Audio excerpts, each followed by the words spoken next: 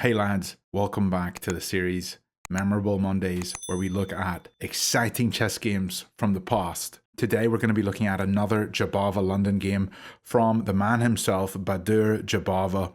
This was from 2014, where he was playing in the Rapid World Championship. In this game, he was playing against Mamedarov, who's currently the number 11 ranked player in the world. Jobava was rated 27-16. And his opponent was rated 27-43 over the board ratings. That's crazy to be that high. This one's really exciting. Let's check it out.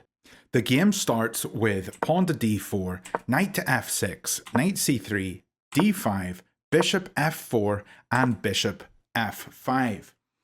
This is the opening to the Jobava London, and a very common opening that we will get in a lot of our games.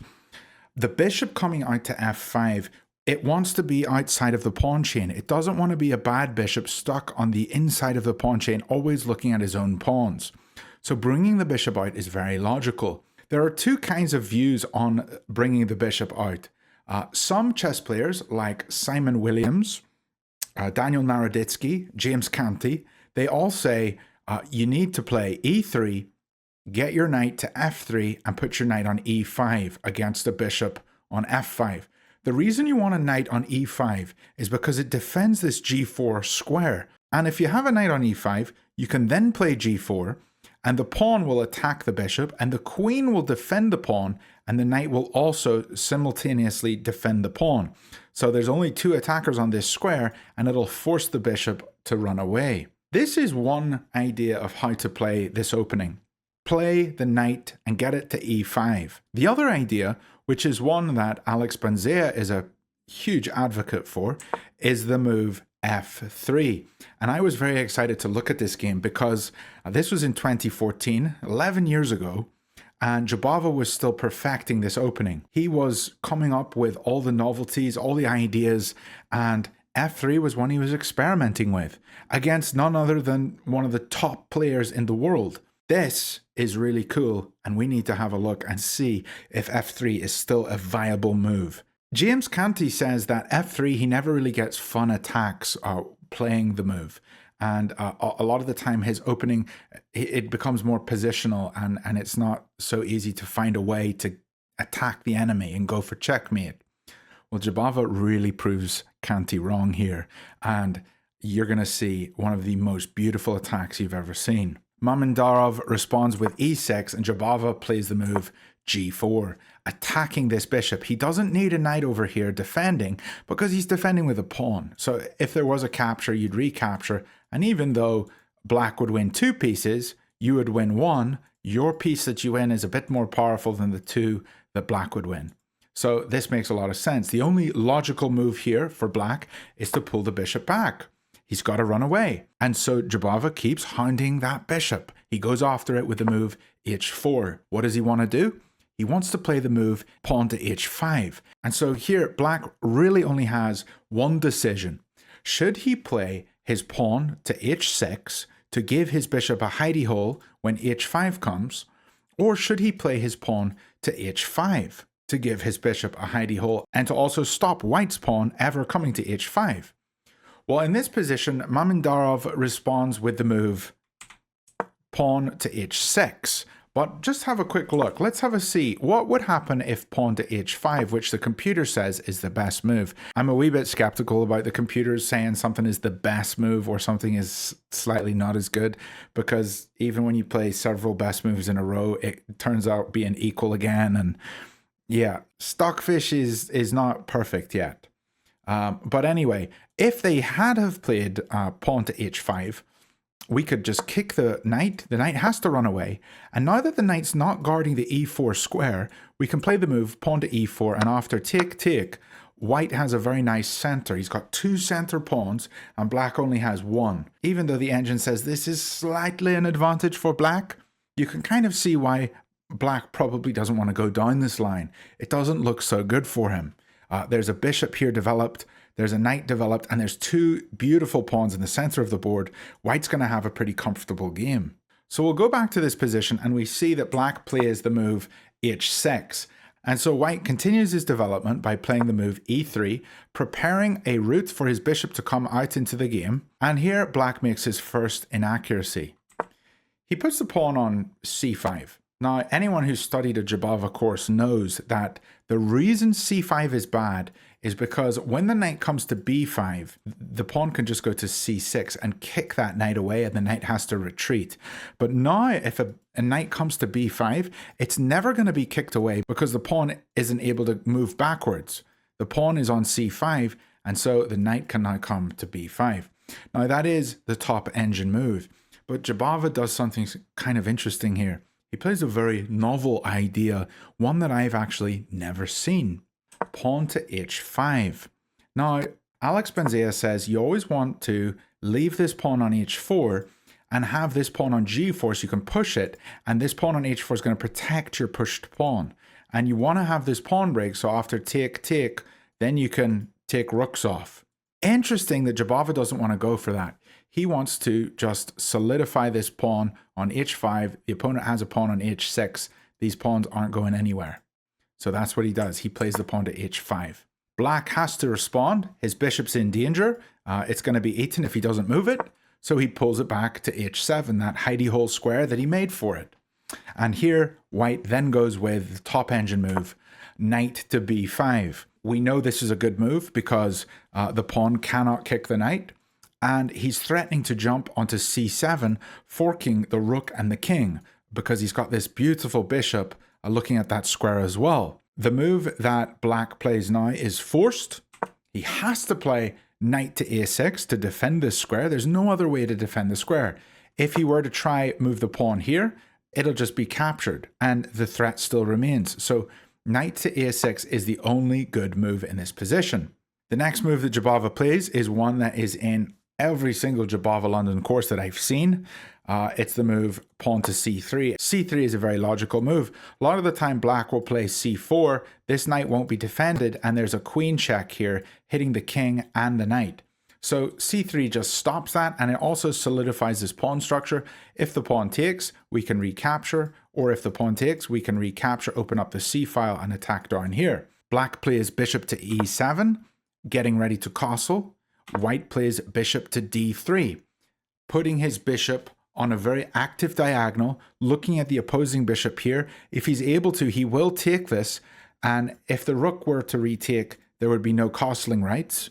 But the knight having to retake would mean the knight's just moved backwards, and now white's pushing on black, and black's retreating his pieces. The engine says that bishop d3 is a slight inaccuracy and that there's a slightly better move for white to play here. And the move revolves around the h5 pawn.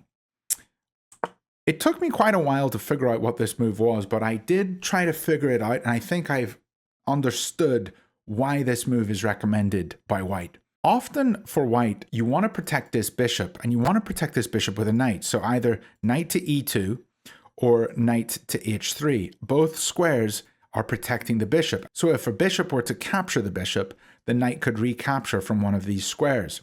So instead of putting his bishop on d3, the top engine move is actually to put the knight on h3. And you might think it's kind of weird putting the knight onto the edge of the board, but actually it makes a lot of sense here because h5 has been played. h5 has been played. That means there's no extra supporter for the g5 push. The knight actually supports g5 as well as supports the bishop on f4. Also, if the pawn was on h4, the knight on the side of the board would actually block the defense of the rook. The rook is not defending the h4 square here because the knight's in the way. And so maybe if this knight moved, there would be two attackers on the h4 pawn, and they could come in here and check and take a pawn for free. But because of this idea of pushing the pawn to h5, there's no worrying about this pawn on h4, and there's an extra sort of need to have something defending the g5 square. So this is why I believe that knight h3 is the best move in this position. What Jobava did was very logical, very human move. He just played the bishop to d3, and here black has to take off. He doesn't want to have to retreat his knight back here or take with his rook. He just takes off the bishop, and the queen recaptures on d3. Now we come to a point in the game where black makes the first big sort of mistake. He's very worried about the move g5. g5 is a good move by white because it pushes a pawn towards where this king is going to castle, and if the knight jumps away, then it takes here, and the pawn on g7 takes on h6, and all of a sudden this g file is open, and a rook can get onto this file, look down it, and go after the enemy king. So black really doesn't want this to ever happen, and so he decides to move his knight away. Now, it was just kind of an unnecessary move. He didn't need to move it because after moving the pawn to g5, h takes g5 is going to happen. And it's okay if there's no pawn here. The real thing you want to be worried about with black is if this pawn ever moves. But if h can just take g5 immediately, there's no real threat here. So this move was a bit of a waste of time, and his knight's moving over to the other side of the board where his king isn't. He needs pieces around his king to protect his king because there's going to be a big, beautiful attack coming in on the king. Here, Jobava plays the move knight to e2, putting his knight here, defending the bishop so that if the bishop ever comes off, he can recapture. And again, it says it's a miss. The correct move would have been to play it to h3, but it's really not too bad. White is still technically winning this game. He's got a slight advantage, so it's a totally fine move. If we go back a move here, you may be thinking, maybe knight to d6 is a good move, checking the king. But this doesn't work because after take, the queen actually comes to b6, hitting the bishop and hitting the pawn. And so here, the bishop has to retreat, probably back to g3, and the pawn just gets captured. So black actually goes up a pawn here. If you attack on b1, he can actually take on a2, even though you win this pawn. This is just very ugly. Look how exposed and open your king is. Not good for white.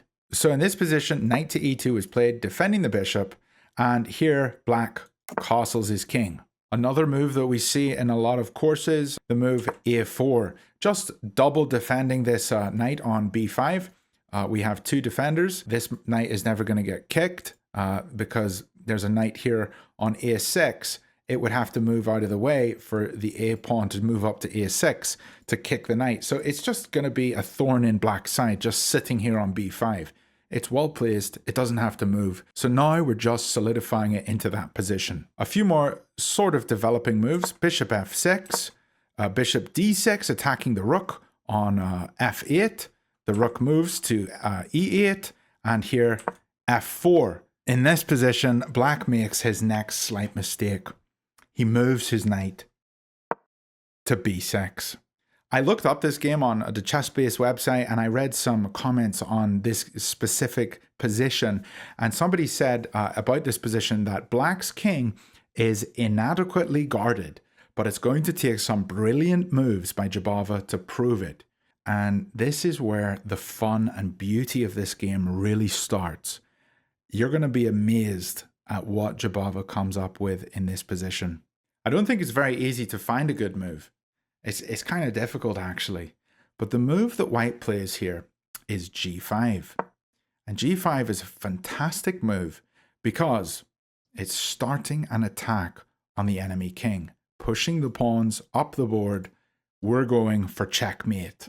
Black responds by capturing the pawn. And what does Jobava do? Does he play the move that Blunder man would do on an online game, recapture the pawn? He does not. He pushes his other pawn to h6, just pushing the pawns up the board, saying, hey, here you have, take them, black. You can have these pawns. I'm getting all my pieces behind them at some point, and I'm going to go for checkmate. Here, black plays the top engine move, pawn to g6. And now white decides to take that pawn on g5, and the bishop's sitting there on f6. He's in danger. He doesn't want to run away. These pawns are connected, and this one is not defended. So he takes that pawn like any reasonable human would. And now white plays the move, pawn to h7, making sure that black's king has to stay on a dark square. He's got a dark squared bishop. He's got a queen. And both of these pieces can get on this diagonal and attack the king. But the pawn on h7 is just going to be another thorn in black's side. If white had played something else in this position, for example, maybe he wants to get another knight into the attack, which is something I'd probably try to do instead of pushing my pawns, try to attack, then the king could just come to h7 and the pawn is never pushing forwards. The king is snug. It's on a light square here. There's no light squared bishop going to be able to attack it. It's feeling comfy here. But that's why Jobava is a grandmaster and I'm not. He knows that in this position he has to play pawn to h7. The king moves up to g7 because it was in danger. h8 would probably have been the best move here, but he decides to put his king on g7, which gives another supporter for this square on f6. White checks the enemy king, and black blocks with the move f6. The best move would have actually been to block with the bishop, but it's still kind of ugly for black. Here, black moved the pawn. The pawn's defended 3 times. Doesn't seem like white's ever going to be able to get past this pawn and attack the king. But the beautiful stuff is incoming now. The move white could have played in this position was knight to f4. Here he's sacrificing his bishop. If black were to be so stupid to take the bishop, it's actually a force mate in 4 moves. The first being queen h8. The rook captures on h8 because the king has nowhere to go. And then we would take h6 with the queen. The king only has 1 move. He has to go to f8. Here, the rook takes on h8. The king has to go to e7. And now there's multiple mates on the board. There's one right here, or there's one right here. Both are checkmate. Even though back in this position, Jobava didn't spot the move knight to f4, the move he plays is fairly reasonable. He plays knight to d6. A miss, but still quite a solid move. This knight has joined the action. It's fighting with the other pieces, and he wants to use all his pieces in this game to go for checkmate. I still think this is an extremely beautiful move because he's sacrificing his bishop again. If the bishop is taken here, well, the knight takes with check. The queen takes. We get a queen here, check. Queen takes. Rook takes. King takes. And this position just looks really good for white. I mean, you can probably just castle here and you're going to be doing really well. I mean, look at your pieces. And you can see the engine eval says plus 4.7. So Mamandarov decides he doesn't want to take this bishop. Probably smart that he decided that. And instead he does the move rook to h8, blocking the pawn. And now this move is equally as bad for Mamandarov. Here, Jobava finds a move that is so beautiful. Now, you probably can find it because we've already kind of talked about it. The move knight to f4. His bishop is still in danger. It's been in danger for several moves now, and it still cannot be taken. If the pawn were to capture the bishop, let's have a look. What would you play as white? Okay, you're all saying, take the pawn on e6, royal fork. No, it's a checkmate in 2. I'm just like you. I would have probably taken that pawn and tried to just fork his pieces. But yeah, there was a beautiful checkmate in 2 there. So the bishop still cannot be taken. The move that Mamandarov goes for is bishop takes knight on f4. So he's basically just jumped his knight in here. And now black can simply take it. What would you do in this position? Would you recapture the bishop? Would you recapture the bishop? Jobava actually decides to retake the bishop with his bishop on e5. He takes on f4. But there's actually a really beautiful move here that he could have gone for. The move was rook to g1.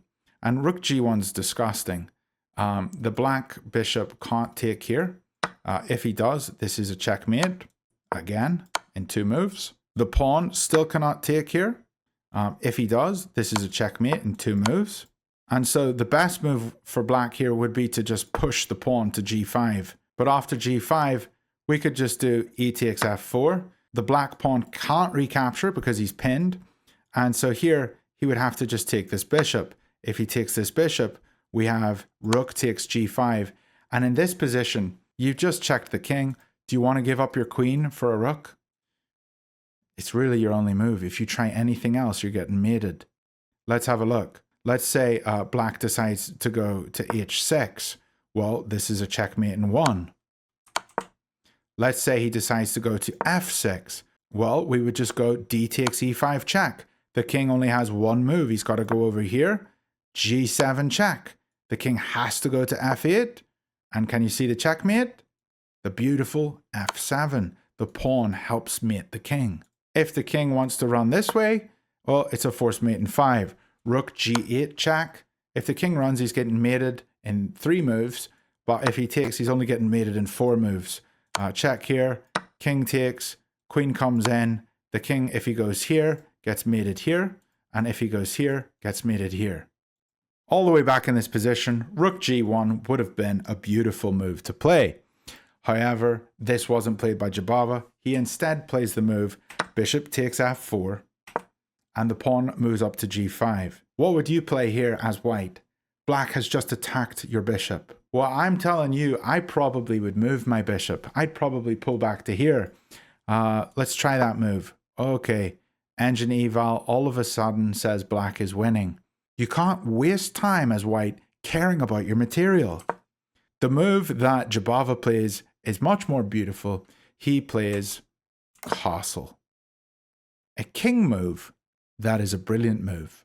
I just saw recently by Chess Vibes a video where he talked about making a king move and how he got a brilliant king move and that it's super rare. Well, it's not rare for the man Jobava. He just made a king move. Yeah, it was costling, but he made a king move that was a brilliant move. He sacks his bishop. If black were to be so stupid to take this bishop, it's a forced mate in 2. Check. Wait, hold up. Sacking the queen? Are you serious? The king takes the queen? DG1. Checkmate. The king can't run away because of this beautiful knight that's not defended, by the way. And he can't stay where he is on any of these ranks because of the 2 rooks. Wow. If black were to, instead of taking the queen, run away, f7 checkmate. I mean, it's just all beautiful. So Jobava knows that black cannot take this bishop after he castles. He castles and black can't take the bishop. And Mamindarov doesn't take the bishop because he knows that it's greedy to take that bishop. He knows it will be the end of him if he ever decides at any point in this game to ever take that bishop. He knows it's going to be wrong. That's a little foreshadowing. Let's see what Mamindarov plays now. He plays the move knight to c4, jumping his knight into the position, trying to get a bit of counterplay. I mean, there's nothing really he can do. He's completely losing. Now, in this position, what would you play as white? When I saw this next move, I just thought, Jobava's cracked. He's just playing games with his opponent. It's crazy. He plays the move rook to h6. And that's disgusting. This is called an attraction tactic. You attract the king onto a certain square. Black is cooked if he decides to take the bishop, because we know taking the bishop is a forced checkmate in 2. He never wants to take that bishop. And so if the king were to take the rook, which he does in the game, the knight jumps in to f7. This is called a family fork, forking the rook, queen, and king. A beautiful move. The king comes back to g7, and here Jobava takes the enemy queen. Rook captures knight, and white's still got a bishop that could be captured. So what do you think Jobava does in this position? Does he move the bishop? He doesn't. He instead moves the pawn to b3, attacking this knight. He doesn't care about this bishop. Let's have a look and see what happens if the bishop gets taken. Well, g1, king has to run somewhere. If the king goes to h6, he's getting mated on g6. If he runs this way, things are just ugly because the queen comes in. There's going to be a check here, and getting another queen is just going to be disgusting. So in this position, black played the move knight to b6, retreating his knight. He doesn't want it to get eaten. And now you might be thinking, does white move his bishop? He still doesn't move the bishop. He plays the move rook to g1, pinning the pawn to the king so the pawn can't take the bishop. What a beautiful move, getting another piece involved into the game. Black responds by taking the pawn on h7, making a wee hidey hole for his king so that the pawn can then take the bishop. Does white move the bishop? You know the answer. Even if you think like, you know that he doesn't move the bishop. He plays pawn to e4. what does the black king do? He hides in his hidey hole, gets out of the pin. Now the pawn can take the bishop. Does Jobava move the bishop? He does not. He plays the move. Pawn to e5. It's disgusting. Jobava is a man of no fear. It's insane. He sacks the bishop. It is beauty. It is pure beauty on the board. And actually, Stockfish doesn't realize how disgusting this is, because I actually had to sit here and let Stockfish load this for quite some time for it to realize how bad pawn takes bishop was. But finally, Mamindarov decides, I'm going to capture that bishop. It's been there for about 75 moves. And he decides he's finally going to take it. And it's, like I said earlier in the game, going to be the death of him. Stockfish, now catching up, sees that it's a forced mate in 8 moves. Jobava moves his queen in. The rook comes over to f8, one of the best moves by the engine. The pawn captures on f6. And here Mamindarov calculates the 5-move checkmate that would have been. It actually would be a lot quicker if the knight jumps over here to d7, trying to get a piece involved. The only way that black can actually postpone the game a wee bit longer is playing knight to b4, sacking this piece, or if not taken, he can go for a check and just force the white king to make some moves. But here, probably what Mamindarov was considering was moving the knight in to help defend, but the beautiful f7 would have just sealed the deal. You can't capture here. Let's look at it. Capture, h8, rook, checkmate. You can't capture here because checkmate. The only move you really can do to hold on is literally any other move. f3, you're in Zugzwang basically. Queen g8 check. Rook has to capture. And now pawn takes and wins with a queen, or the move I like a wee bit more. Rook captures g8, checkmate. I hope you lads enjoyed this beautiful game. Jobava is a man of brilliancies. He sacrifices. It's insane. It's lovely to watch. And I hope you all enjoyed this game as much as I did. See you all very soon. Bye for now.